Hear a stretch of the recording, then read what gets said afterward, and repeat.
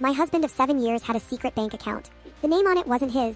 It wasn't mine either. It belonged to a woman I'd never heard of, and she'd been receiving transfers every single month for the past 4 years. I'm Renee. I'm 38, a high school English teacher in Portland, Oregon.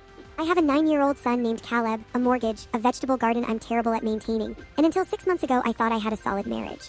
My husband Joel was a software engineer. Good salary, calm personality. The kind of man who fixed things around the house without being asked and always remembered to lock the front door at night. Dependable, steady, safe. That's what made it so hard to see what was happening right in front of me. It started with a number. A small one.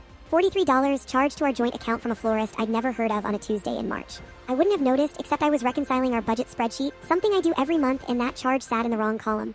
Joel doesn't buy flowers, not because he's unromantic.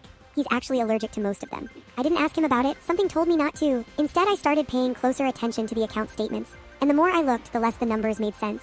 Joel earned well. We weren't extravagant people. But our savings had barely moved in 2 years, not because we were spending more, but because money was quietly leaving through channels I'd never thought to question. Subscriptions I didn't recognize. A storage unit in a suburb 20 miles away. And those monthly transfers consistent, almost ritualistic, to an account registered under the name Patricia Hale. I typed that name into every search engine I could think of. Nothing obvious came up. No social media. No public records connecting her to Joel. Just a ghost of a woman receiving my family's money every 30 days like clockwork. I told myself there was an explanation. A loan to a colleague. A family obligation he was embarrassed about. Joel had grown up poor, maybe this was some kind of private guilt he was carrying. So one evening after Caleb went to bed, I sat down across from my husband at the kitchen table and said, very calmly, "Joel, who is Patricia Hale?" The color drained from his face so fast it almost looked like a special effect. He didn't answer immediately, he just stared at me, and in that silence every generous explanation I had constructed for myself collapsed. "She's no one," he finally said. "Then why have you sent her over $11,000 in the last 4 years?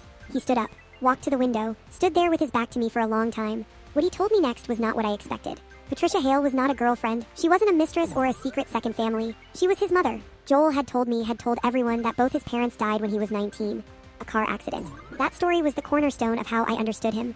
His self-reliance. His emotional walls. His fierce, almost desperate need to provide stability. None of it was true. His mother was alive. She lived alone in a small apartment in Tacoma, estranged from Joel for reasons he had never allowed himself to fully explain to anyone, including himself. She had addiction issues when he was growing up. There was abuse.